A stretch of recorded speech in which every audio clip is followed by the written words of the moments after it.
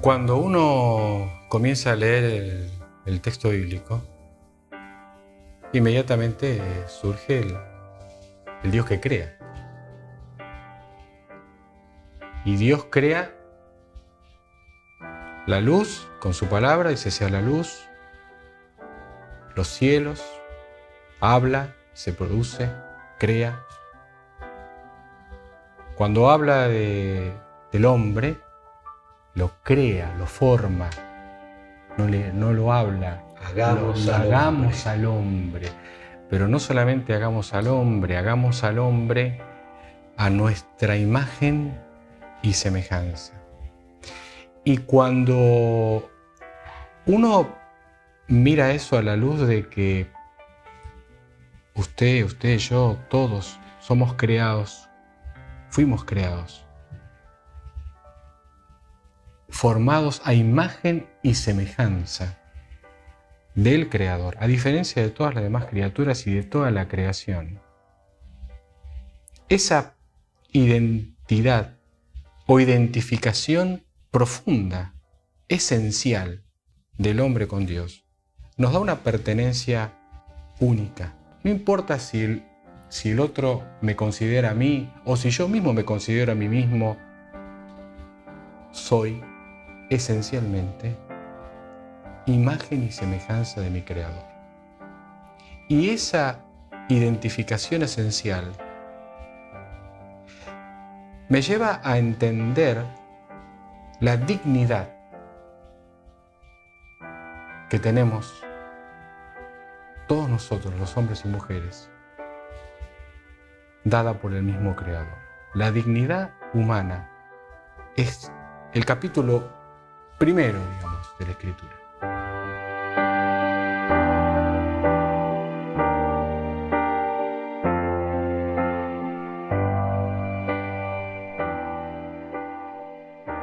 En el relato del Génesis hay dos, referente a la creación del hombre, hay dos elementos que son básicos.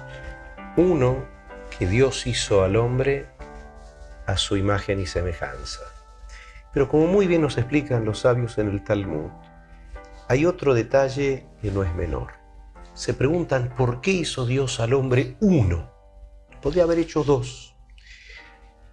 Unos sabios dicen, bueno, porque si hubiesen sido dos hombres, entonces el uno diría, bueno, yo desciendo del hombre A, que seguramente es superior al hombre B. Todos descendemos de un hombre primigenio, de un Adán primigenio. Pero después sigue el Talmud, en la Mishnah del Tratado de Sanedrín, diciendo, Dios creó al hombre uno, para que sepas que todo aquel que salva a un solo hombre, como si salvase una humanidad entera. Y aquel que mata a un hombre es como si estuviese destruyendo a una humanidad entera. Pero sigue el Talmud de una manera muy interesante. Dice, mira las diferencias que hay entre la obra del hombre y la obra de Dios. Cuando el hombre prepara un cuño, un sello, entonces todas las monedas salen iguales bajo ese mismo sello. Dios hizo un hombre y fíjate que sus descendientes, cada uno tiene un rostro distinto. ¿Qué quiere decir este Midrash? Lo que quiere decir es, cuidado, tenemos rostros distintos, pero todos somos iguales. Todos descendemos de ese Adán primigenio. De aquí la importancia de la dignidad de cada uno, la dignidad del individuo. No existen individuos que tengan delante de Dios prerrogativas mayores o prerrogativas menores. Somos todos iguales y cada uno es un tesoro, por decir una palabra, en sí mismo, algo que debemos cuidar y respetar a ultranza. La última de las creaciones de Dios es el hombre. Como diciéndonos, lo he creado todo, dice directamente, lo he creado todo para vos. Vos Con vos voy a dialogar, con vos se va a recrear voy a ir recreando constantemente mi gran creación. Eso es también una faceta de ese relato del Génesis, donde me habla de la importancia del ser humano, no solamente en forma genérica, sino en la individualidad. Por eso rescato ese párrafo talmúdico, en la individualidad. Salvaste un solo ser humano, como si hubiese salvado una humanidad entera, porque de un hombre salió toda la humanidad.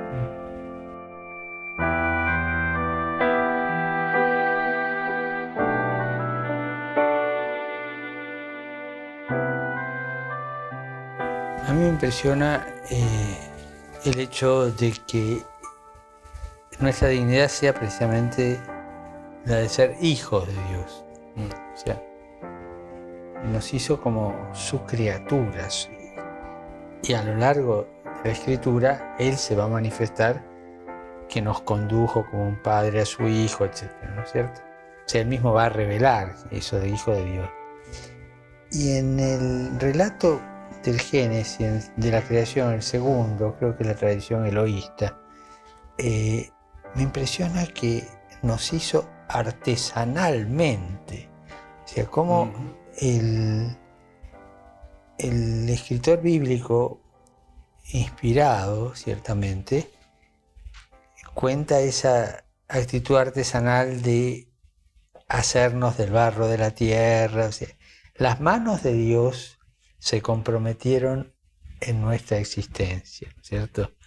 Es un antropomorfismo, por supuesto, pero hay un mensaje detrás de ese antropomorfismo de las manos de Dios y de un quehacer artesanal. Nos hizo Él, no solo con su palabra, sino con algo más que su palabra, con su corazón, con su amor, con su, me atrevo a decirlo, con su ilusión. Se ilusionó con nosotros. Es lo que emerge del texto bíblico. Nos dio el libre albedrío, y por eso yo también utilizaría esa misma palabra. Se ilusionó con un hombre que sabe respetarlo, respetando la creación y creando un algo maravilloso. Pero no solamente las manos, valga el antropomorfismo, hay un versículo muy fuerte. Insufló en él espíritu de vida, e hizo Dios, Vayetzer, y dio forma a Dios del polvo de la tierra al hombre, e insufló en él espíritu de vida. La explicación de los rabinos es: le dio al hombre características de los ángeles y características de los animales. No dejamos de ser mamíferos superiores, pero sin embargo, dentro de esa condición, de ese cuerpo de mamífero superior, tenemos un hálito de lo divino, un algo de lo celestial. Una vez le oí a usted mencionar el Salmo 8, ¿no? Lo hiciste poco inferior a los ángeles, casi divino. La admiración, ¿qué es el hombre? La admiración del salmista, ¿qué es el hombre para que te ocupes de él? Y claro, lo hiciste casi divino, casi tuyo, por este insuflar su espíritu.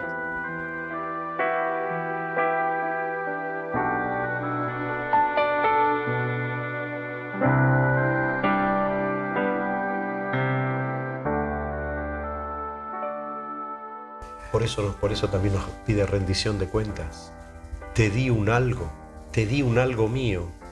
Y por eso esa relación que tenemos y que está empezando por la Biblia y sigue hasta el día de hoy en nuestros rezos. Igual como los cristianos dicen Padre Nuestro, nosotros decimos Padre Nuestro, Rey Nuestro, Avinu Malkenu en distintas de nuestras oraciones, Padre Nuestro, Rey Nuestro.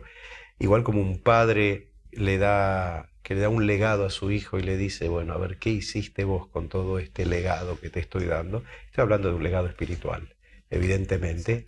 Le pide una rendición de cuentas, así Él nos está pidiendo también a nosotros una rendición de cuentas.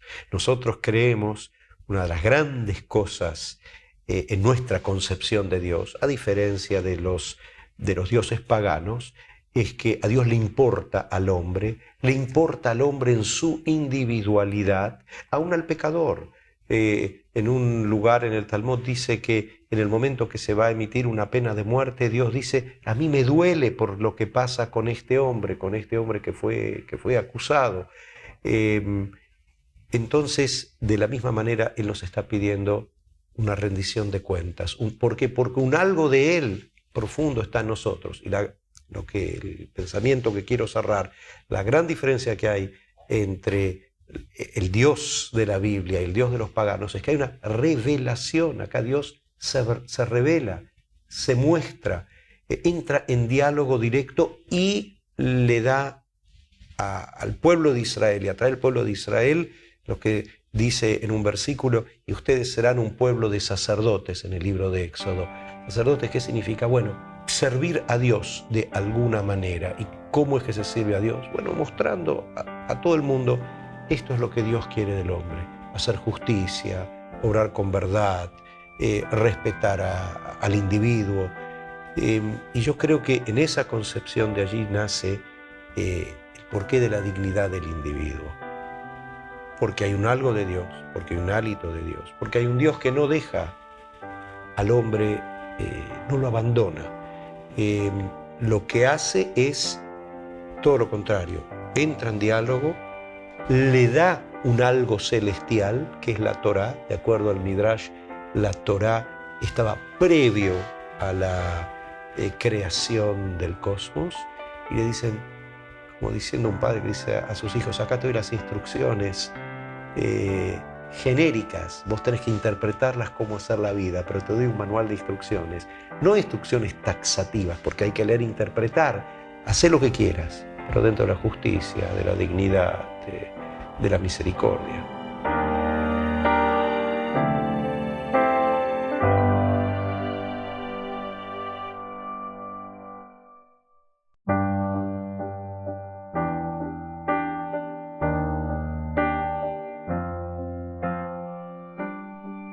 Hay algo que Rabino Skorka mencionó y que tiene que ver con el sueño de Dios. Y realmente el nacimiento de una vida, soy padre de familia y mis hijos los amo, pero son fruto del amor con mi cónyuge, con mi esposa. Yo creo que hay en la creación de Dios, hay un amor pasional de creación del hombre. No es simplemente algo que tiene que hacer. No es un objeto que coloca ahí en el medio de la naturaleza como para entretenerse, darle algunas instrucciones y dejarlo, y después sentado en una nube señalar las cosas que hace mal. Hay un proyecto de amor pasional de creación, y ese elemento espiritual de que le sopla de su espíritu es la muestra más cabal de que Él está poniendo su ser, no solamente su creación manual, diríamos, sino en la parte de su ser, impregnado, dándole vida, aliento de vida plena, de vida de relación con su Creador, pero también de vida de relación de los seres creados entre sí. Y esa dignidad que nos es dada por Dios. Y aquí va una pregunta. ¿Se puede desdibujar? ¿O se puede diluir? ¿O se puede empalidecer cuando el hombre comienza a apartarse de su Creador y a vivir como si no fuera creado por Dios, y a tratar a sus semejantes como si fueran objetos a los cuales puede tratar de cualquier forma y no iguales en la creación? ¿De qué manera esa dignidad esencial, inmersa, presente, se comienza a desdibujar en el hombre y en la humanidad? en la medida de que se aparta de su Creador y se aparta del amor al resto de sus semejantes.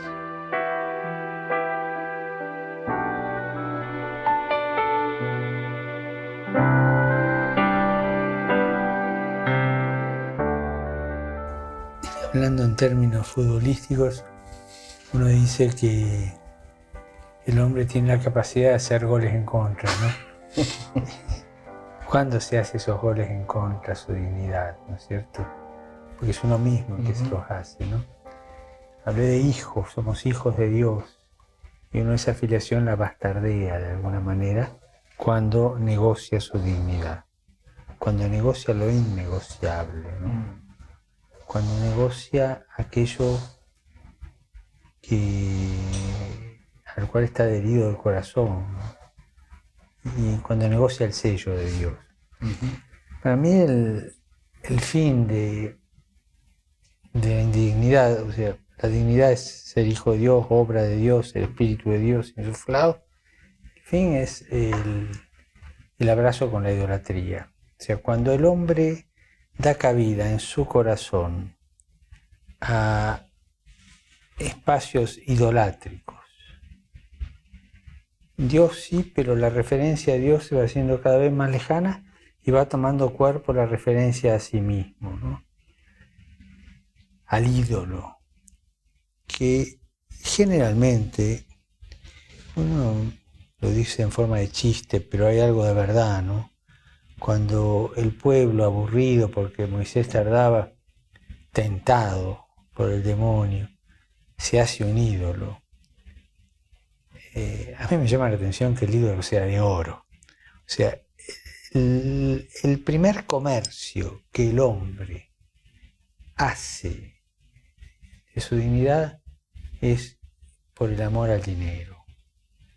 El apego al dinero que va ocupando lugar de Dios. El primer paso, la riqueza desmesurada. O sea, la adhesión a la riqueza desmesurada.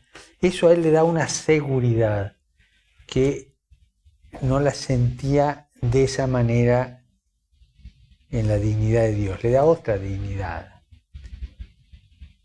pero que lo aparta de aquella. Y al sentirse fuerte da el segundo paso, que es la vanidad. Se siente satisfecho de sí mismo. Y ahí da el tercer paso, que es el orgullo y la soberbia. Y ahí está la idolatría ya instalada. Ahí ese hombre desdibuja la dignidad de Dios. Sin embargo, por pura misericordia, Dios se queda sosteniéndolo. O sea que Dios no se la quita. Es uno el que la niega y le dice, no quiero ser tu hijo. No quiero esta dignidad, prefiero la que me da el dinero, mi vanidad, mi soberbia, mi autorreferencialidad, etc., ¿no? Ahí yo veo el proceso de desdibujamiento, ¿no? Hacia el lado de la idolatría, ¿no?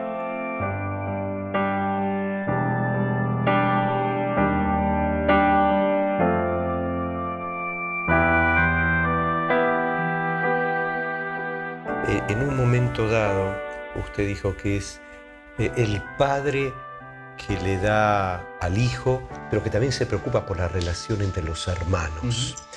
Y esto me hace recordar a aquellos que explican los 10 mandamientos, y un midrash, me gusta mucho citarlos, y muy, muy lindo, que dice que los 10 mandamientos, 2 tablas, 5 de los mandamientos estaban escritos en una tabla y los otros 5 los enfrentaban. Es interesante que los primeros 5, en donde termina hablando del honor que hay que dar al padre y a la madre, honrarás a tu padre y a tu madre. Bueno, allí padre y madre son aquellos que junto a Dios nos dan vida. Pero los primeros 4 tienen que ver absolutamente con Dios. Yo soy el eterno tu Dios que te sacó de la tierra de Egipto. No tendrás otras deidades aparte de mí, no tomarás el nombre de Dios en falso, etcétera, etcétera. Entonces, los primeros 5 es el Shabbat incluso, cuando me habla del sábado, es también para recordar, hay 2 versiones de los 10 mandamientos, una la de Éxodo y otra era el Deuteronomio. Entonces ahí me dan dos razones distintas. Uno me dice para recordar la salida de Egipto, otro que me dice para recordar la creación, pero bueno, algo que tiene que ver un día para recordar a Dios. Del otro lado ya me habla acerca de la relación, los 10 mandamientos y el resumen de la fe y de la ética. No asesinarás, no robarás, no harás adulterio, no darás falso testimonio. La relación de uno para con respecto al otro. Y el Midrash, no lo vamos a citar en su totalidad, solamente dice que uno está enfrente del otro porque uno tiene que ver con el otro. El yo soy el eterno tu Dios está frente al no asesinarás, porque todo aquel que asesina es como si estuviese achicando la imagen de Dios sobre la faz de la tierra. Así empieza el Midrash. Ahora, referente al paganismo. Si analizamos profundamente la Biblia, nos vamos a dar cuenta que tal vez el primer paso que la Biblia nos enseña, junto al paso de yo soy el eterno tu Dios, ¿sí?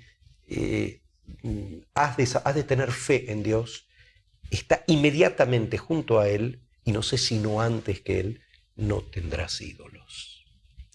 Porque aquel que tiene ídolos, donde hay idolatría, donde hay paganismo, no puede haber un conocimiento de Dios. Eso es enorme. La idolatría, el paganismo, empieza justamente con... hoy en día, bueno, está el ejemplo del dinero, porque con el dinero puedo llegar a comprar todo, me siento seguro, ¿para qué necesito a Dios? Eso sería una primera aproximación al tema.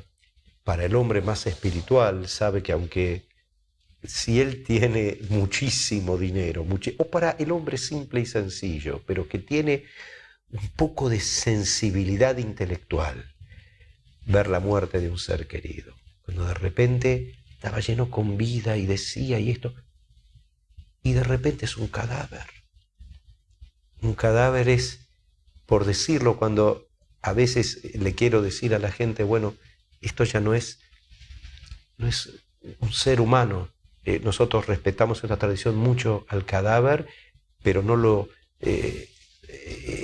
es una fuente de impureza, es una fuente de el respeto porque mantuvo al alma, pero en sí mismo ya no es nada. Entonces digo, es un muñeco del ser que fue, porque ya no hay más vitalidad.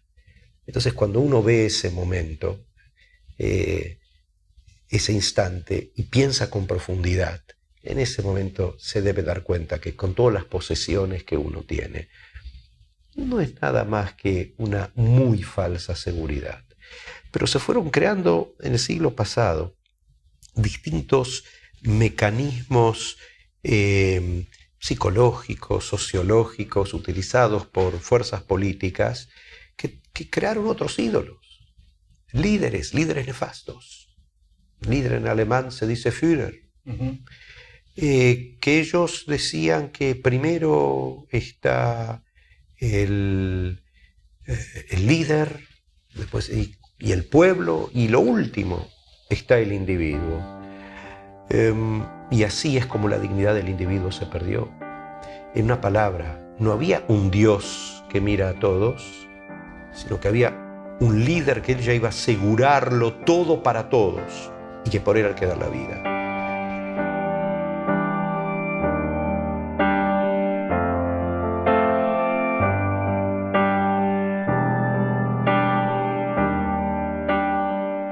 Estoy hablando con mucha humildad en este momento, con el máximo de los respetos, pero no estoy para nada de acuerdo con aquellos que dijeron primero el movimiento, después la patria, después el individuo. Para nada de acuerdo. Primero el individuo. La patria debe servir al individuo para que el individuo sea mejor. Es la casa, pero que debe servir a cada uno. Eso es la patria. Y el movimiento, servir al individuo. El individuo no debe servir a movimientos. El movimiento tiene que ser en función de cada individuo y de la mayoría o de todos los individuos de la patria. El ser humano en su individualidad. No hay ideas por las cuales Bueno, en situaciones límites ocurrieron guerras, Dios no lo permita, pero no hay ninguna idea que valga la muerte de ni un solo hombre. Cuando se llega en situaciones límites, bueno, hay ejércitos, se lucha, pero cuidado, sepamos que eso es una situación límite, que eso es algo nefasto, que eso es algo nefasto. Tenemos que buscar caminos de paz, caminos donde cada uno sea cuidado por el prójimo. No pueden haber más guerras, es el ideal de los profetas, y trocarán sus espadas en hojas de arado. Todos hablan, el saludo en hebreo es shalom, paz, integridad.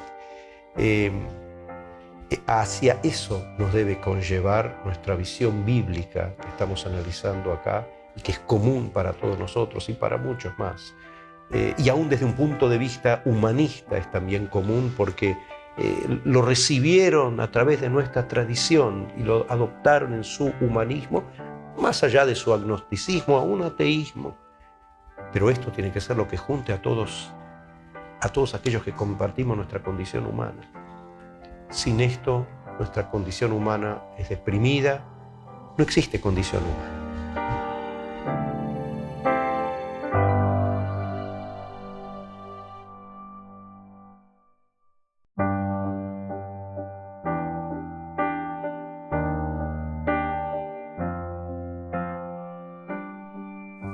Muy unido como expresión, de la dignidad del hombre, es que Dios nos conoce por nuestro nombre, nos da un nombre. No somos masa, no somos rejunte de seres, somos individuos, como decía el rabino. La palabra individuo por ahí a algunos les suena mal por lo del individualismo, que puede ser un defecto, una degeneración, pero el individuo en sí mismo no es una mala palabra. Es decir, es la persona con su nombre y sus tres cualidades fundamentales que lo configuran en la cuarta. Su tendencia a la verdad, su tendencia a la bondad y su tendencia a la belleza.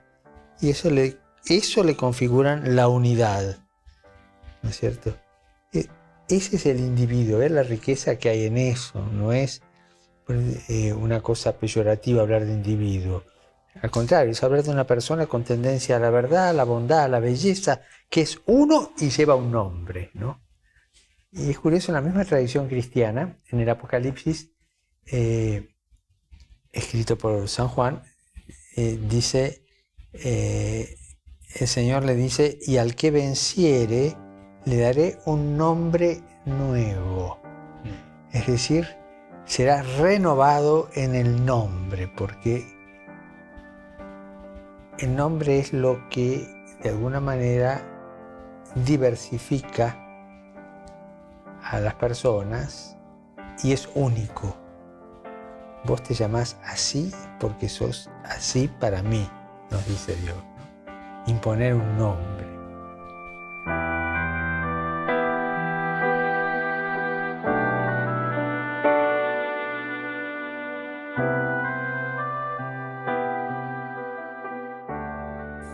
En el relato del Evangelio de Lucas, cuando se le va a imponer el nombre a Juan el Bautista,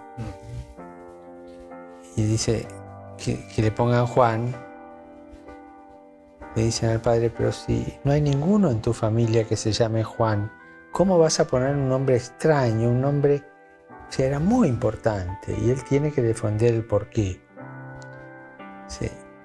Y el cambio de nombre siempre en la Biblia está unido a un crecimiento en la misión que Dios le da a una persona.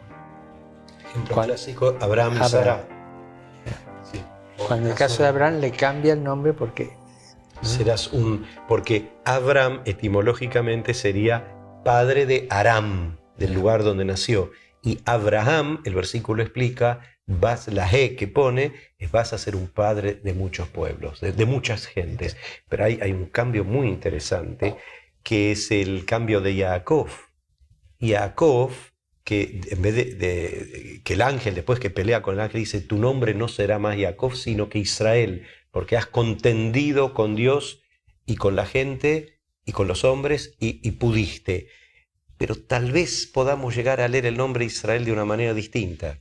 Jacob, la primera explicación es porque él tenía el talón de su hermano, Ekev, pero la misma palabra, la misma raíz idiomática, designa a la persona que no actúa en una forma derecha, correcta, una persona que se engaña, como dice el mismo Esau, ¿sí? Como se lo traducir, Vayak, la misma raíz, este ya me ha engañado 2 veces, refiriéndose a su hermano.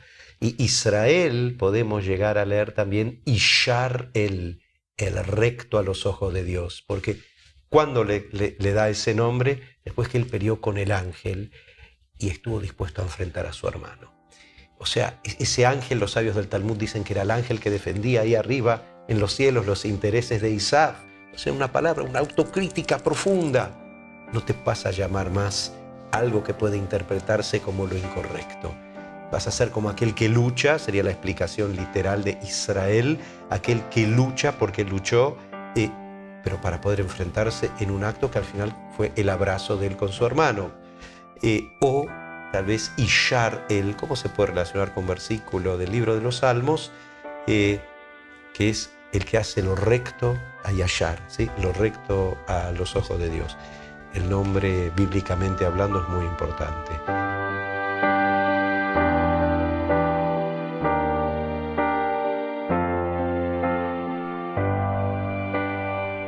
Cada uno no es un número, como quisieron transformarlos los nazis. Cada uno tiene un nombre. Único e irrepetible para los ojos de Dios.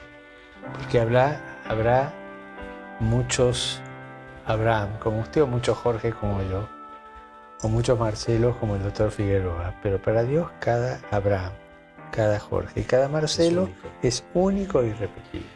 Pero hay también un contenido muy importante en lo que tiene que ver con la formación del nombre, en términos bíblicos, ¿no? Porque el rabino lo explicó muy bien. El nombre, nosotros no tenemos esa tradición, me llamo Marcelo, pero no tiene ningún significado más allá del nombre, pero sí entiendo el nombre desde el punto de vista bíblico, también como un enfoque misionológico. O sea, el hombre individualmente, cada uno de nosotros, tiene la dignidad dada por Dios, de ese ser individual irrepetible que tiene un nombre. No importa, ahora tenemos nombres más comunes, hay montones de personas que se llaman Jorge, Marcelo o Abraham, pero cada uno de nosotros, siguiendo la línea del relato bíblico y el significado que el nombre estaba inmerso en una misión que tenía esa persona en ese momento de la historia del pueblo de Israel, también cada uno de nosotros tiene una misión de ser en la vida, en la economía del tiempo de Dios. Y eso hace nuestra existencia no solamente digna, sino también apasionante. Porque nos lleva a una esfera en la cual no se agota en entender que tenemos la dignidad del Creador, sino que en el ADN del Creador hay una vocación, valga la redundancia, creativa, de vida, de desarrollo, de vitalidad.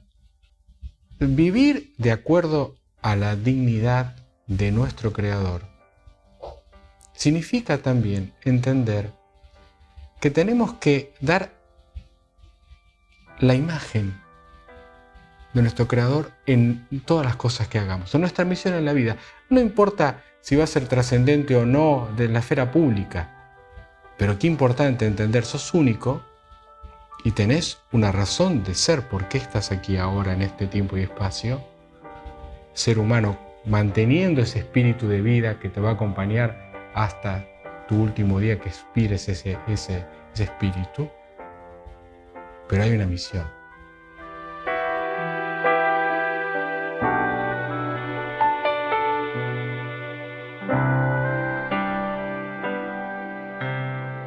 Soy único, irrepetible, imagen de Dios que me creó. Tengo una misión. ¿Cuál es? ¿Cómo la entiendo?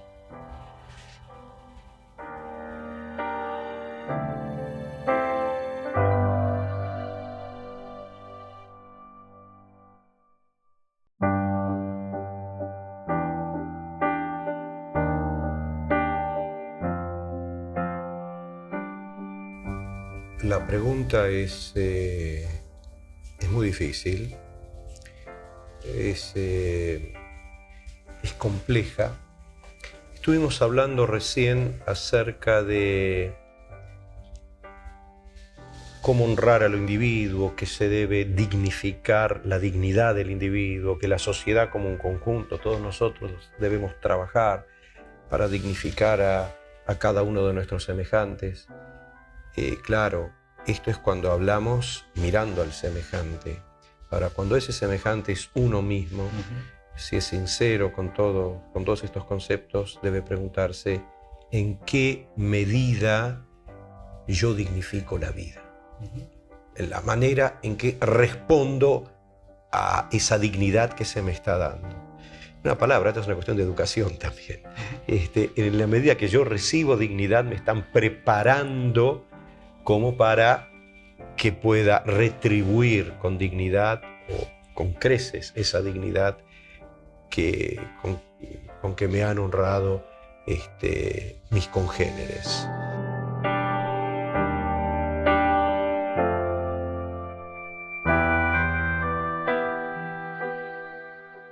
Ahora, la pregunta es, ¿estoy con vida?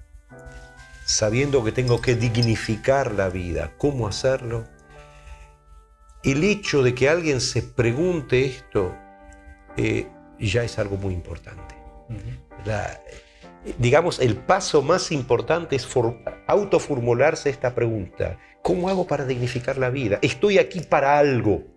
En el momento que ya estamos en esa situación, ya estamos encaminados, por así decirlo. La pregunta, la cuestión, el problema, la problemática nace cuando alguien ni siquiera se formula esta pregunta. Allí ya no tenés con quién hablar. Podemos empezar a hacer un diálogo en la medida que cada uno diga, bueno, yo me autodignifico, tengo mi autorrespeto y por eso estoy dispuesto a dignificar al otro. Ahora bien, si tengo esa dignidad por mí mismo y existo, ¿qué es lo que tengo que hacer para acrecentar la dignidad que merece mi prójimo? ¿O cómo puedo hacer para mejorar la sociedad o lo que fuere en función a ese norte? Nosotros elegimos misiones especiales en nuestras vidas que seguramente son el testimonio de momentos muy profundos de introspección y en los cuales descubrimos aceptar cierto desafío, un desafío no fácil, que es tratar de hallar primero nosotros mismos un diálogo con Dios y tratar de ser testigos de ese diálogo, dar un testimonio y tratar de acercar a muchos más a ese diálogo.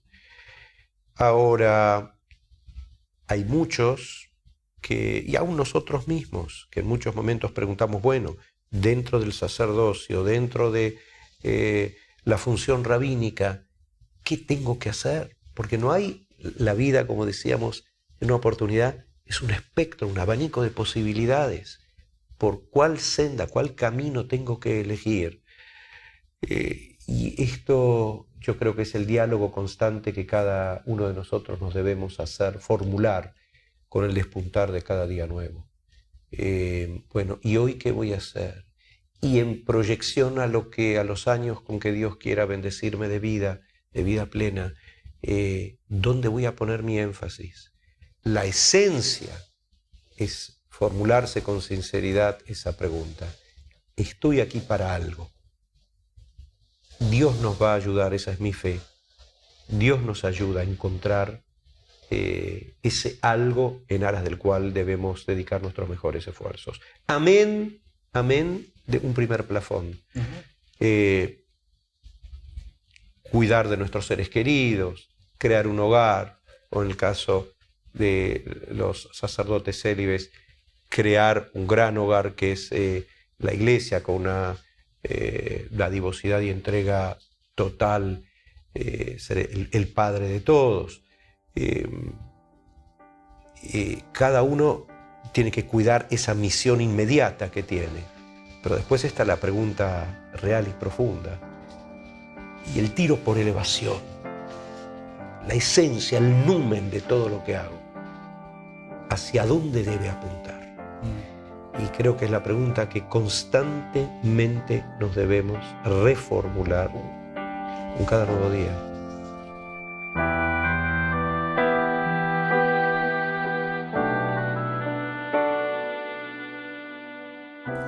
Al reformular esa pregunta, uno asume la dignidad heredada, su heredad digna, ¿no?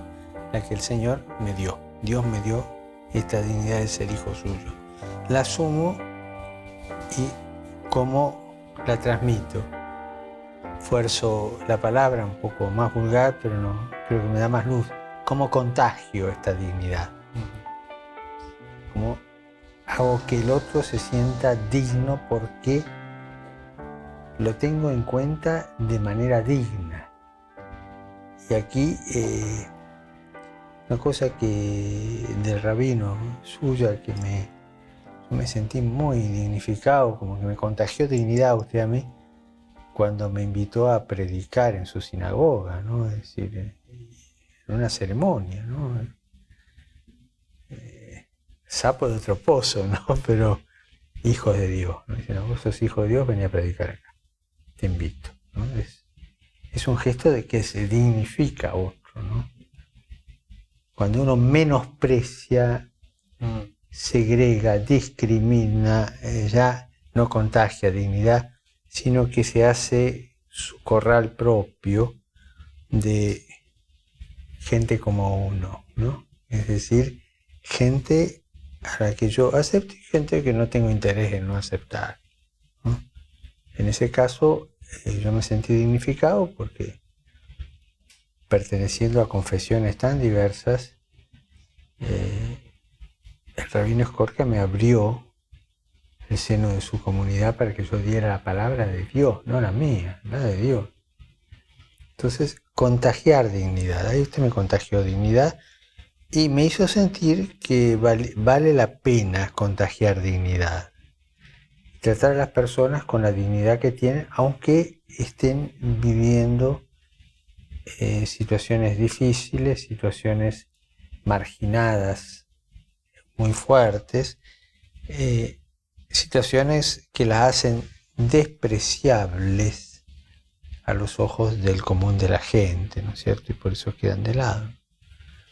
Entonces, al despuntar el día, cuando yo me pregunto cómo asumo mi dignidad y cómo la hago progresar, es contagiarla a otros, tratar con dignidad a la gente.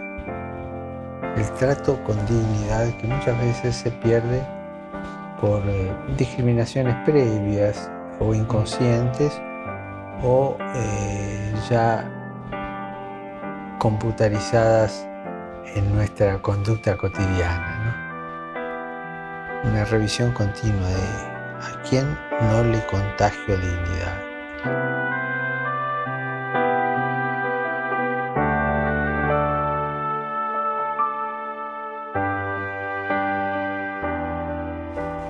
Cuando yo le invité a usted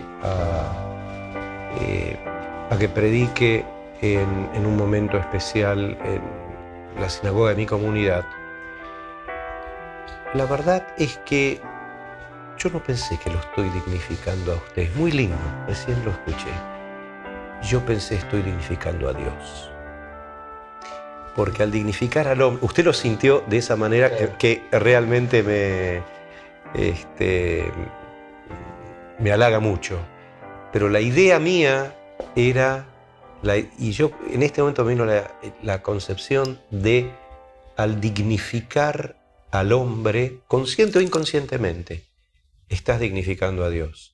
Yo lo que quise mostrar en ese momento es, parafraseando al profeta Miqueas, en un momento dado dice, nosotros vamos a honrar a Dios, van a venir todos los pueblos, algún día en derredor de Jerusalén, cada uno va a venir con su concepción de Dios, pero vamos a estar juntos. Hay un denominador común, honrar la vida, hacer justicia. Todos tenemos esas mismas, en nuestra condición humana, esa misma ansia, si fuimos educados en este sentido de trascender, de entender que la vida no termina con nuestro paso y que la existencia ni propia ni la de todo el cosmos no termina en el momento en que nuestro alma se separa del cuerpo. Sino todos los que pensamos de esa manera, alguna vez, esto yo creo, así interpreto esas palabras de Miqueas, cada uno a su manera, en su individualidad, en su individual concepción de Dios, porque no, dentro del judaísmo mismo, el Dios de Maimónides no es como el Dios de Nachmanides, y había discusiones entre Maimónides y los místicos ya de su tiempo, ¿sí? Maimónides decía, no estoy de acuerdo que se puedan utilizar esos antropomorfismos con respecto a Dios, y todo ese misticismo que empezaba, el misticismo de la Kabbalah que se empezaba a dar en su tiempo, evidentemente que nos habla, dentro de la misma religión, de distintas maneras de ver y de acercarse a Dios, y de sentir a Dios, y de expresarse con respecto a Dios. La idea es marchar juntos, caminar juntos. Igual como las caras nuestras no son iguales, así empezamos este programa recordando este Midrash, así nuestras ideas no pueden ser exactamente iguales, pero tienen que haber ciertos, y esto sí que es igual en nosotros, una ética, un respeto. Aquí no cabe dudas que tenemos que manifestar en pro de la dignidad de cada individuo, como usted dijo hace unos instantes, aun aquellos que por distintas razones se hallan o son marginados en la sociedad, y a veces con razón, por su violencia, por todo lo que hicieron de incorrecto en la vida. Aún así, luchar, esto es un plafón que nos une. Entonces, juntar, en la medida que juntemos, que nos juntemos, y cada uno manteniendo firme su concepción y enriqueciéndose el uno del otro a través del otro, bueno, vamos a poder llegar a conformar alguna realidad mejor, la soñada.